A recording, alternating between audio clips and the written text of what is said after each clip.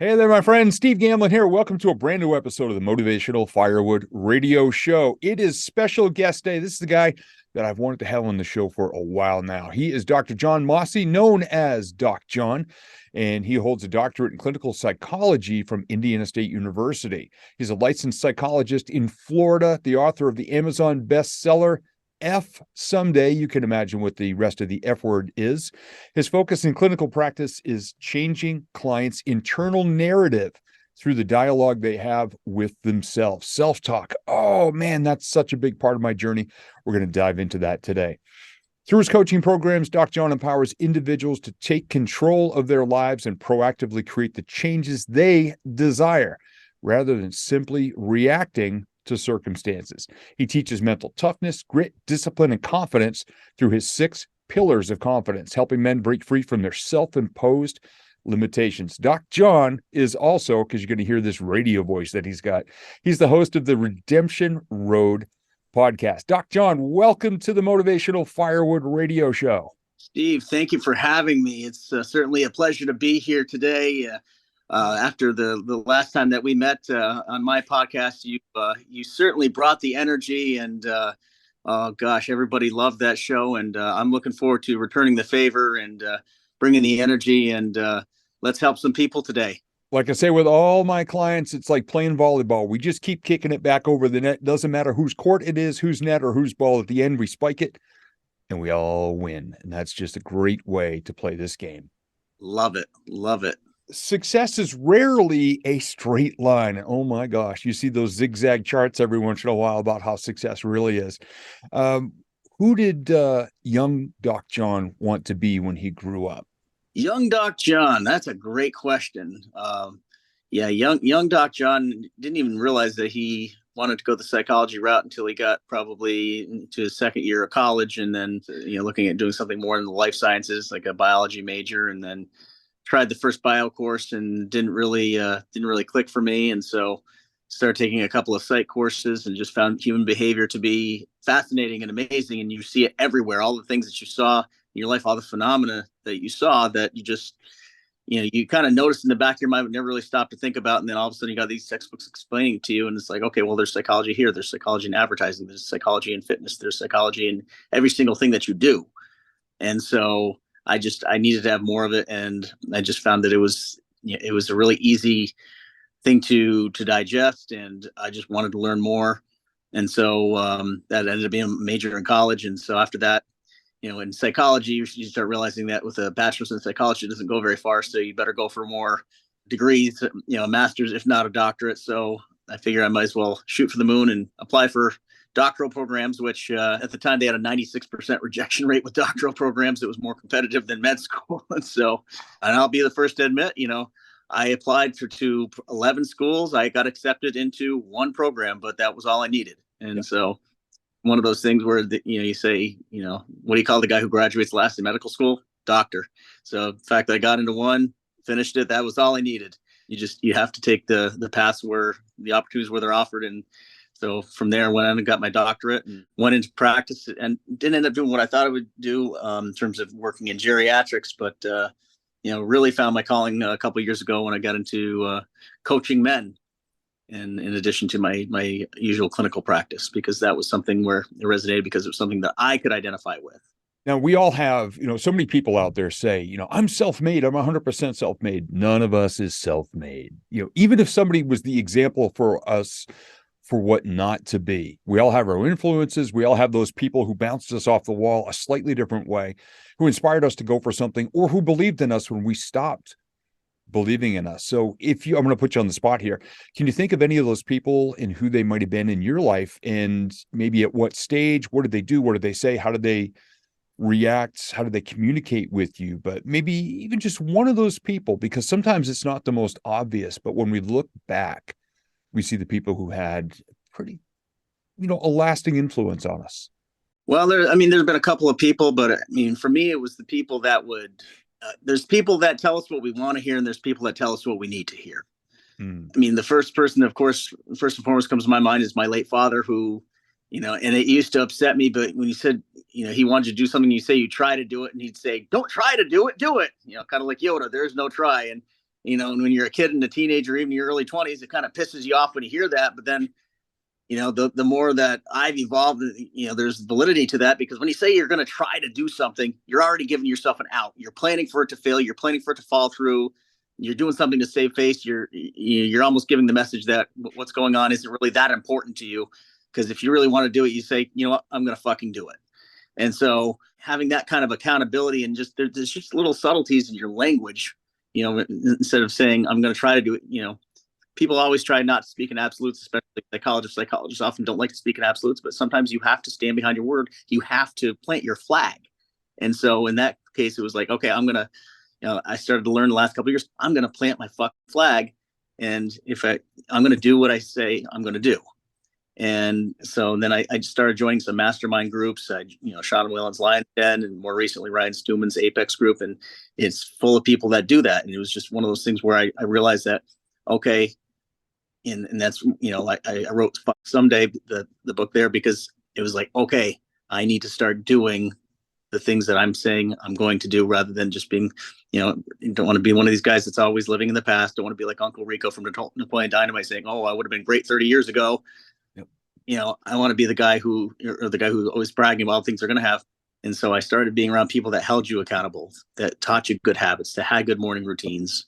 When I started getting around these people that, actually were consistent with everything they did, whether it was fitness, whether it was their work, just little tiny small habits, 1% shifts. That's when things started to change for me. And being part of the same circles that you run in and being around these people, I remember May of 2021 was when I joined Apex. And within 48 hours, I looked at the investment I just made and said, okay, that very, very tall and numbing nightly rum and coke, gone. We're going to start walking. We're going to quit the gym membership because we're not going anyway. We're just paying to keep the lights on and upgrade the equipment. Going to work out at home, going to start walking, going to start drinking water and all these things. And being around all these other like-minded people, it stripped away all the excuses that I had. My self-talk used to be real. Oh man, you would have loved me like 10 years ago. I would have worn out your couch, man. You could have kept that meter running forever, and that's one of the things you work on with people is self-talk and reaction and everything to the world around you.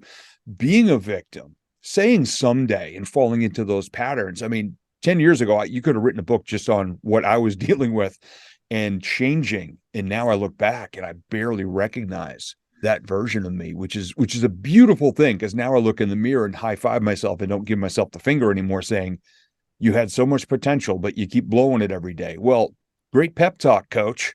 First thing in the morning, What do you think, and now that I'm talking about that, what do you think are some of the biggest misconceptions that people have about what you do? I mean, I kind of just threw out the thing there of like, I'd wear out your couch, like, the classic TV sitcom psychologist sort of role.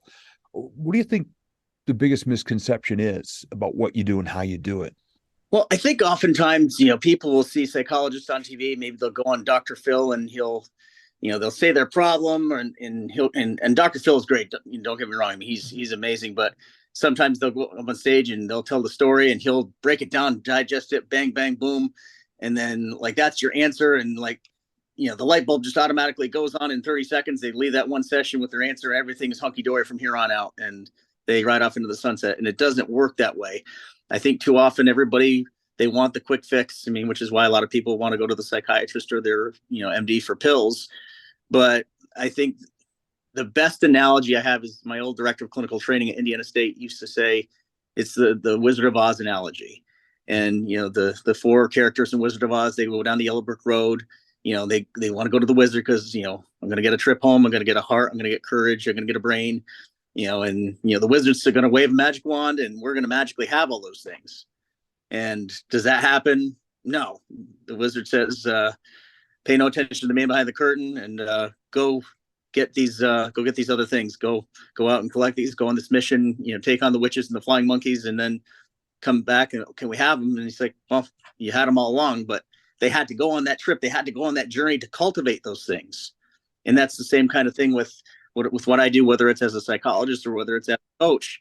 you're going to come to me and I'm not going to have all your answers. I'm not going to be able to snap my fingers and give you the skills that you want, that, whether it's for coping or whatever, whatever thing that you want in life, whether it's building your big business or getting in shape or whatever your goal is that we're trying to accomplish.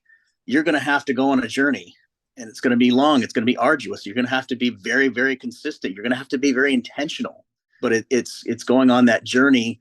That's where you're going to build the things that you've been missing. You're not going to be able to chase them, find them anywhere else. You're going to have to do some activities, but in reality, you're cultivating all those great things from within. And so many people these days, whether it be because of the internet, social media, whatever, they expect these instant fixes. We see these, these super secret formulas being touted by all these gurus out there who promise these huge instant results. And if you didn't see my eyes roll, hopefully you heard it in my voice when I said the gurus and the super secret formulas.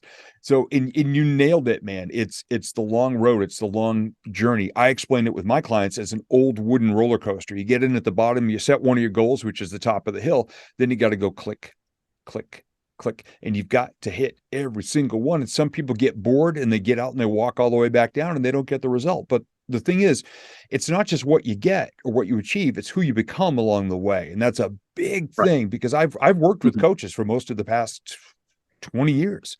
I have my coaches as well as being a coach. And that's the thing. It's the process. It's the process. It's the process. And I know obviously we have, anonymity and we've got to be very aware of revealing names and stuff, but what would you see as one of your biggest breakthroughs or one of your favorite winning moments with a client that you worked with, just even the situation?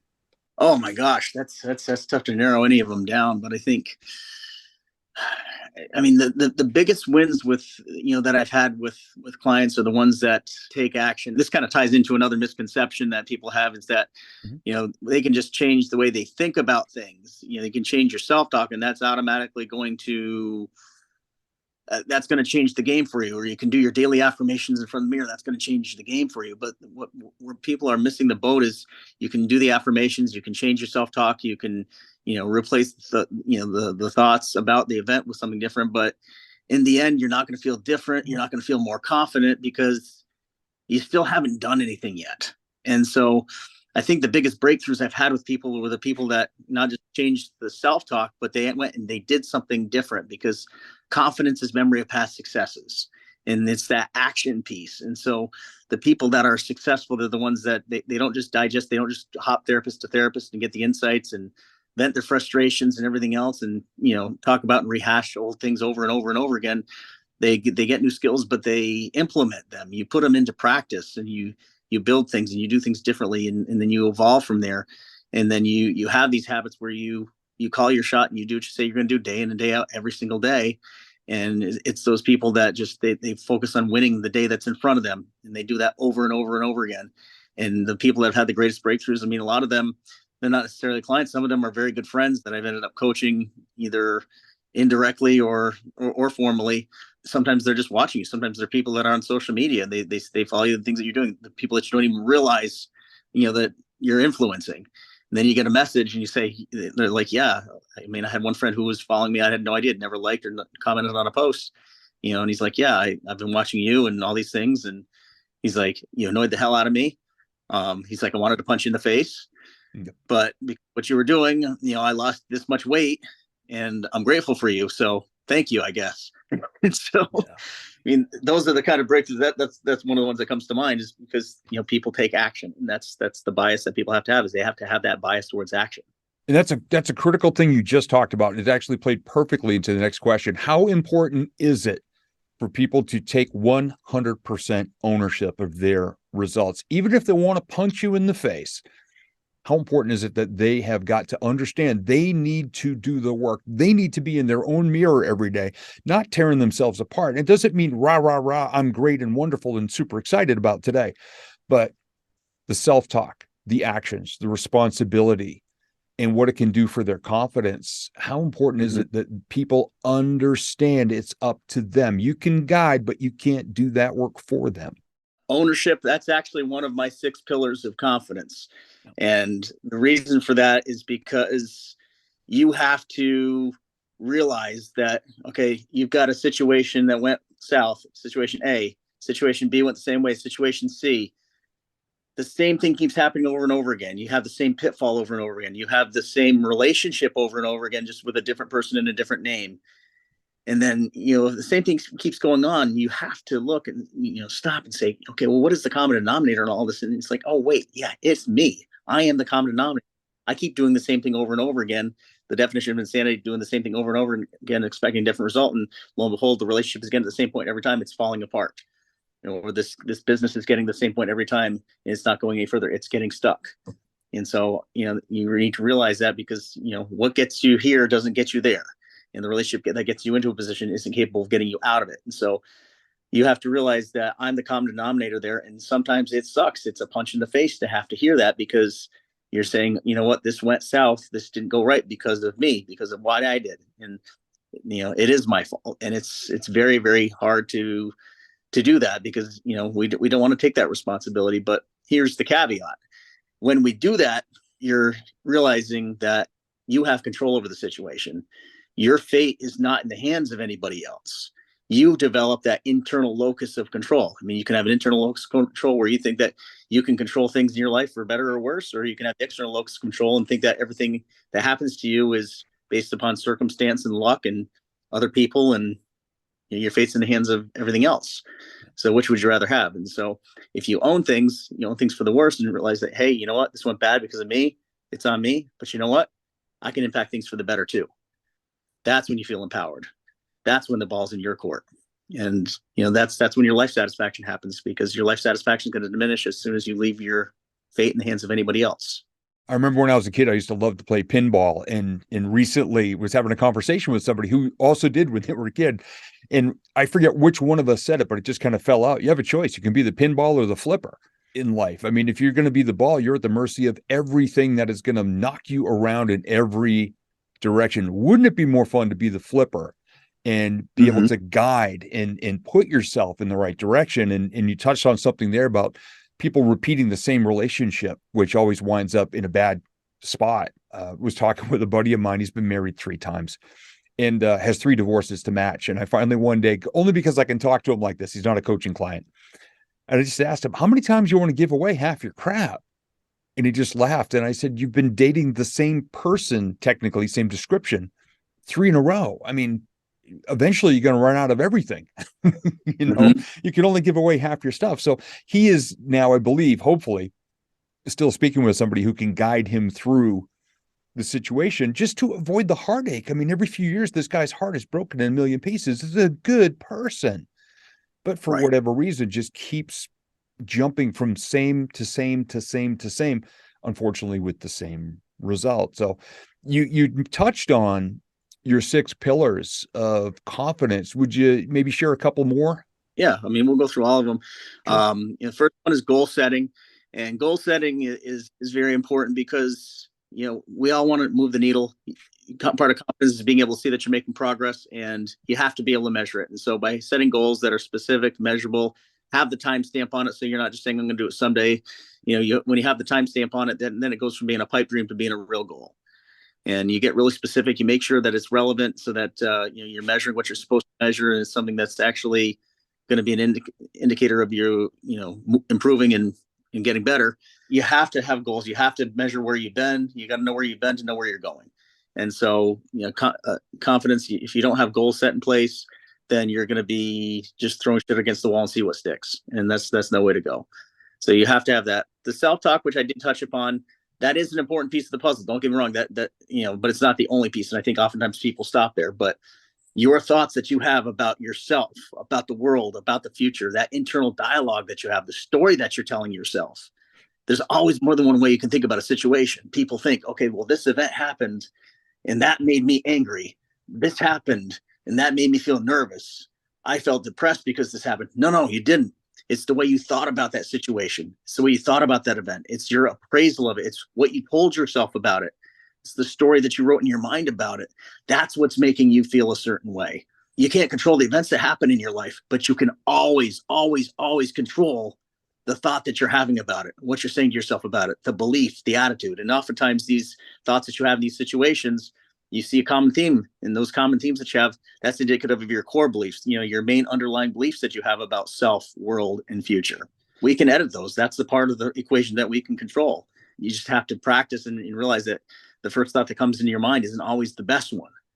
All of us are guilty of it. All of us have had a thought that we, first thought came with, we ran with, and didn't go well for us. We might have acted impulsively, and we might have jumped to conclusions based upon one piece of data and one piece of evidence and drawn a big conclusion from it, and then felt really angry or depressed or upset, and then probably went out and did something we regretted rather than stopping and looking at the whole picture and looking at all the evidence. You have to manage your thoughts like an empiricist, like a true scientist. You have to look at for, evidence against. I mean, a pharmaceutical company isn't going to put a medication out on the market after testing it on one person, right? They're not just going to do one case study and be like, oh, well, this worked and this cured it. Let's put it out there and FDA is going to approve it. No, they get tens of thousands, sometimes hundreds of thousands of pieces of the data to see if this medication worked on somebody. And we need to manage our thoughts along the same lines. You got to get enough pieces of data to know whether your thought has validity or not. And so self-talk, that's a huge piece of the puzzle. Mm. The third part, which we talked about, was taking action. That's where the habits come in. The morning routines, the getting up, because you talked about the pinball. And so this is a beautiful thing. So many people are pinballs. They wake up, they roll out of bed, they're playing their whole day on defense. The alarm goes off, they're rushing, they're throwing everything together, they're getting dressed, they're rushing into work, barely in time or maybe a few minutes late, apologizing to everybody, spilling coffee on themselves. They're flustered and they're just trying to, they're trying to kick away, and they're trying to counterpunch all these things that are getting thrown at them because they're not prepared. They're caught off guard. They just rolled out of bed and they're just like, oh my gosh, wow, you're just overwhelmed. If you have the right kind of routine, you're giving yourself enough time to get up, get some movement, get your blood flowing, get some exercise in, do some meditation, do some reading, or listen to a podcast long enough to get something that you can teach to somebody else. I don't think it's just enough to read or listen to the podcast, because that can be very passive. You have to have an active component to it. So if you are able to digest something enough that you can teach it to somebody else, that's how you know you're really, really, truly listening and learning properly. So if you're able to do that, engage in your relationships, send a few messages or a few quick calls, or send a Marco Polo or something. It can take 2 minutes, but pick 2 people that you can send messages to. By the time you roll into work, you've been up for a couple hours, you've done all these things for yourself. You've had the me time. You've filled your cup, whereas that other person has not. So you're walking in, your mind is prepped, you're ready, you're feeling confident because you already did things. You already had, the old Navy Admiral said the first thing you should do in the morning is make your bed. Yes. And so because you accomplished something right off the bat, you've already accomplished all these things. So right off the bat, you've already done all these things. You did all these things that you promised yourself that you would do. So right off the bat, you're feeling confident and you're feeling ready. The person that just rolled out of bed and stumbled into work, they haven't accomplished anything yet. Who's going to feel more confident? Who's going to feel more ready? They're not going to be able to hold a candle to you. And so having those habits in place, having those behaviors, the other part of confidence too, with the action, is being prepared. It sounds very commonsensical, but a lot of people just aren't prepared. Be prepared and you shall not fear. And so if you go into a situation and you do the reps and do the preparation, and, if you got to give a presentation or a speech or something like that, rehearse it a few times if you have to. Become familiar with things, because when you're in a situation with higher tension, the better rehearsed that your behavior is, it's going to be easier for you to do. And so preparation is going to be key there. So fourth one is communication. And communication, of course, it's verbal and it's nonverbal. Verbal is the words that come out of your mouth. Like we talked about, are you being firm in what you're saying? Or are you being wishy-washy? Are you saying you're going to try to do things, or are you going to do things? Are you using maybes? Or are you speaking in absolutes and planting your flag? Are you being assertive with the words that you use? Or are you using I statements rather than you statements, so that you're not being aggressive and putting people on the defensive and making them not want to hear you? Or are you being passive and being wishy-washy so that they're tuning you out and they're not feeling they have to take you seriously? Or are you being passive-aggressive where you're pretending to be passive someone to their face? Or are you really stabbing them in the back or doing something in a half-assed manner to kind of get back at them? And of course, this is the one that pisses people off the most. Yep. So, what is your communication style? And then there's the other 90%, which is your nonverbal, which is, this is the biggest part. Is how are you carrying yourself? What is your tone of voice? Are you making eye contact with people when you talk to them? What is your posture? what are the things that, people walk into a room and you hear someone say, well, that guy's got a presence when he walks in a room, because it's his body language. It's the look on his face. It's the look in his eyes. And so that tells a story. I mean, you walk in a room, you can tell what a person's going to tolerate. And okay, I would know never to fuck with that guy. He doesn't have to say anything. They walk into the room and people take a cue from you about how you treat and respect yourself in terms of how they're going to decide to treat and respect you. So what message are you sending? And that's something that we really have to audit. And part of confidence is making sure that we have that right kind of communication in place.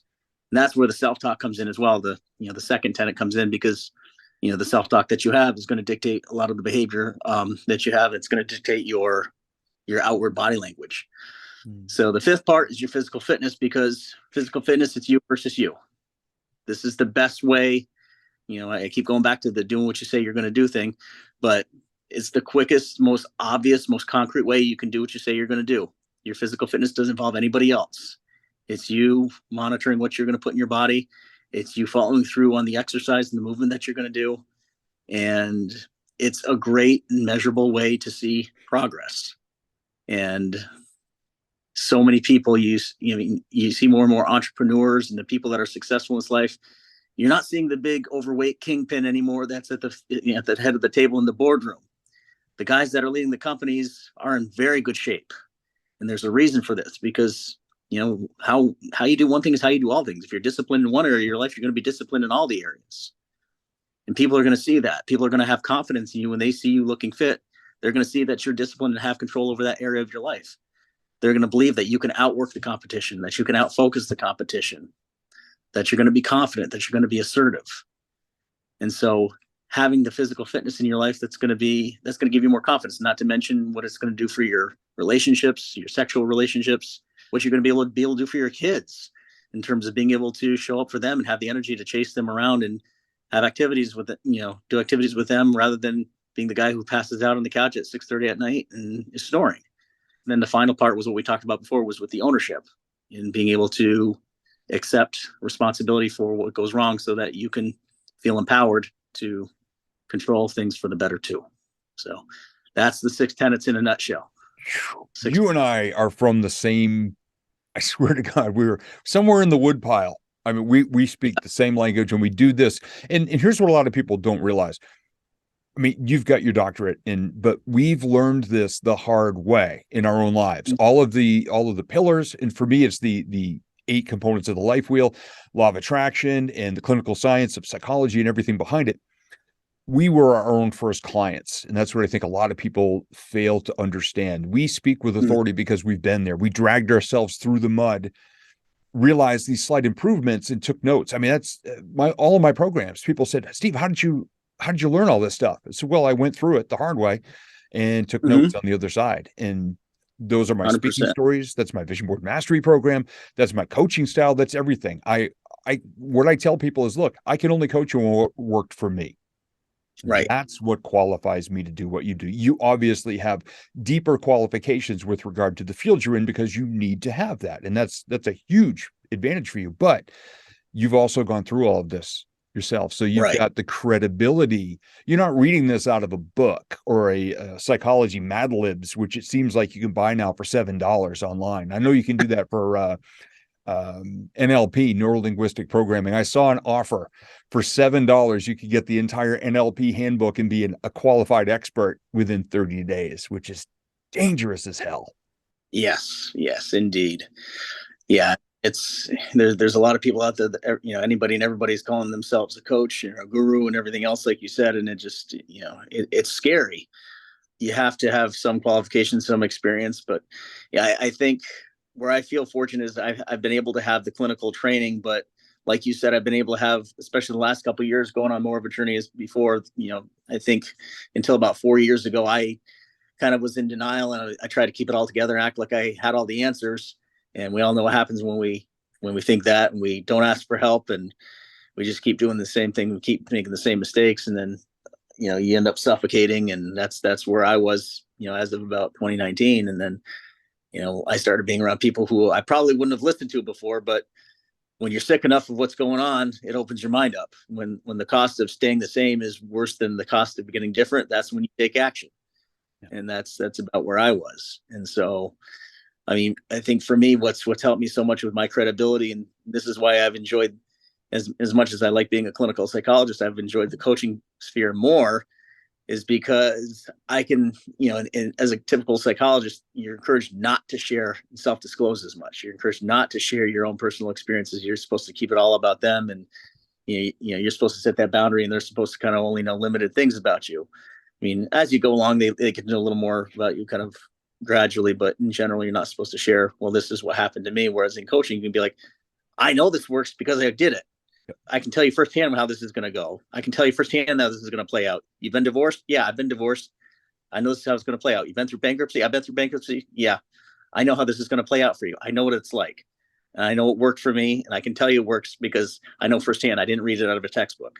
And so being able to combine those two things with the real life experience and with the training that I've had, it puts me in a unique position. And that's what's really rewarding. I've been able to combine the best of both worlds. In one of my earliest keynote speeches, which is still one of the ones that's most requested, is called "Some Days Your Phoenix Rides a Pogo Stick," because people see us maybe struggling with something, and then we make a change, we develop a new habit, we improve our self-talk, we don't beat ourselves back down, we rise up, and then another life challenge comes along, and we fall back in the fire, and we burn our tail feathers. But if you're paying attention, if you're intentional about it, they grow back more beautiful and more strong, and you can fly higher every time you do it. But so many people look at us and say, oh, well, Doc Jon had all these problems in his life, but now he's flying high. I mean, not that we're inviting it, but oh my gosh, life is just going to keep showing up and teaching us lessons that we can then turn around once we do the work and share with other people. That's why I always laugh when people ask, hey, Steve, how do you make up those stories you share on stage? And I just tilt my head like a puppy and go, really? Like, have you not been paying attention for the past 20 years? Everything I've gone through is my Can't make this stories. stuff up. I know. I'm like, seriously, some of these things really, I don't even know how I would. I mean, Stephen King wouldn't write a better horror story than what's happened to me on a couple of occasions, or could have happened. But the authentic journey. And I love the differentiation you made between kind of the clinical psychology approach and the coaching approach, where we get to sit there and crawl down in the mud with our clients and put our arm around them and say, hey, look, I've been here where you're at right now. Let's stand up in the mud. Now let's find a good foothold. Now let's climb up out of the mud. Let's go sit on the dirt. Let's go hose ourselves off a little bit. And we get to walk with these people and kind of have our arm around them and hang on with them and show them a better way, show them a better potential. So they're not sitting around going, oh, my life sucks. What else could possibly go wrong? Which in the world of the law of attraction is the worst thing to ask, because it makes the universe giggle. And then it just drops another, unfortunate circumstance on you because you've pretty much handed it an invitation to. Right. Well, and that's where your focus goes. It's like, they say where your focus goes, your energy flows. And so you start thinking about the thing that you don't want, that's what you're going to get. Whatever, if I tell you not to think about something, you're going to automatically think about it. If you're a race car driver and you don't want to hit the wall, you can avoid hitting the wall if you don't look at it. But if you look at the wall, you're probably going to hit that wall. Yeah. And so whatever you focus on, wherever your attention goes, whatever you're aiming at, you're probably going to hit. And so you have to be very careful about where your mind goes with that. But yeah, I mean, I think Ed Milet said it the best. And he says the things that you think disqualify you from being able to help other people are actually what qualify you the most. And so being able to share that with people and coaching, and whereas as a traditional psychologist, you're kind of discouraged from doing that because you think it's going to hurt your credibility. It actually adds to your credibility. Yeah, and that's a message. I mean, for anybody listening, just don't underestimate the value that you have. You are the value. You think you might have nothing to share. You might have no message that you can share to people, but I mean, your message, and your test is your testimony. And so you have to realize that people can learn from that. And, universality is a powerful thing. That's why group therapy works so well. And when people realize they're not alone, and that we're all in this together, and you're feeling that way, and you're far from the only person that's felt that way. And chances are there's more people, maybe even the majority of people feel that way, but you think because you're watching on social media and everybody's life looks so perfect and everything is wonderful, and you get in that comparison game, and everybody's out there is, traveling the mountains and, driving Lamborghinis and have this best life, and they're hashtag grateful. But, you realize that they have their struggles too. It's just, you're seeing the highlight reels. So you got to keep that in mind. Yeah, their toilets clog and overflow just like yours. The people who are like that just don't let the rest of the world see it. I mean, hell, if I clogged our toilet today, I would probably take a picture of it and share a lesson in a story on social media. That would be it. So for anybody who's resonating with 1, 2, 3, 4, 5, or 6 of the pillars, who might be saying, oh, that's me. Oh, that's me. Oh my God, they're all me. I got the whole half dozen going here. How can people reach out to you to learn a bit more? Because I know you do have a download available for people to understand a bit more about the 6 pillars. So how would they go about learning more about you and getting in touch with you and some of your resources? Excellent. Yes. So I actually just have a new website up. It's the Doc Jon, DOCJON .phonesites, PHONESITES.com.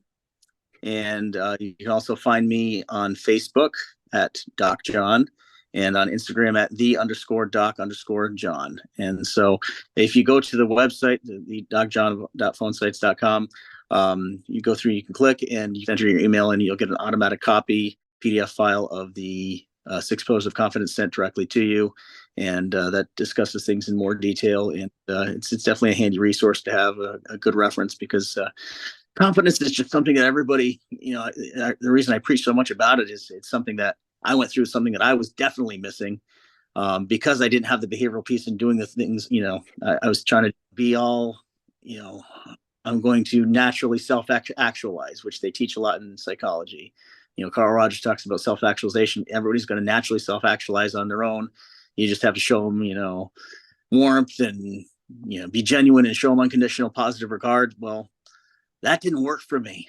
I needed someone to punch me in the mouth. I needed someone to give me a kick in the ass and say, no, you're not doing this. Stop making the excuses. And I think the most powerful thing where really hit home was that not only are there excuses, but excuses are lies. And so it's really being truthful with yourself, being truthful with the people around you. And when you stop and realize that the excuses that you're having they're lies, or they really are an indication of the lack of priorities that you have in your life. Because when you say, oh, I didn't have time to do this, I couldn't do this, you're really saying it wasn't important enough to me to do that. You're making excuses, say, with your kids or with your significant other, that you didn't have time to do that. You didn't have time to do that. You're telling that person that they're not important enough, that doing things for them is not important enough for them. Oh, hell no. Hell no. So it goes back to just that, you got to have that accountability with yourself. But yeah, confidence going forward, it's huge, because you have to be able to restructure your thoughts about yourself, about the world, about the future. And the biggest limits that we have in this life are self-imposed. There's so many limiting beliefs that we have. And so we need to be able to, develop real, true confidence. And it's something that anybody can cultivate, because trust me, I didn't have any before. So now we're all works in progress. We all have things, we can all become more confident. We all, depending on what we're doing and accomplishing. But I think the other thing too, to keep in mind too, is that you have to measure your self-worth, not so much based upon your outcomes and results. Those are great, but measure your self-worth based upon intentions, because you can't go wrong with that. If your intentions are in the right place, that's where you measure your self-worth, because your results, your outcomes, they're gonna wax and wane regardless of what you do. But if your intentions are in place, you're always going to be okay. But don't base it on the outcomes, because otherwise you're always going to be chasing something. So much to unpack, and I think people are going to have to listen back to this episode a couple of times, unless they can write really, really fast and still be able to read it. So, Doc Jon, thank you so much for being a part of the show. I appreciate you, brother, and I look forward to continued learning, continued growth in confidence, not just for the people we work with, but you and I as well, because like you said, we are all works in progress. And that's why we have so many stories from all those years in our lives when maybe intention is all we had. There wasn't much gas in the tank, but we just looked in the mirror that day and didn't tear ourselves down, but built ourselves up and went out and just crushed it one day at a time. So thank you, brother, for being part of the Motivational Firewood Radio Show. Steve, thank you for having me. It was a blast. Let's do it again sometime. Yes, sir.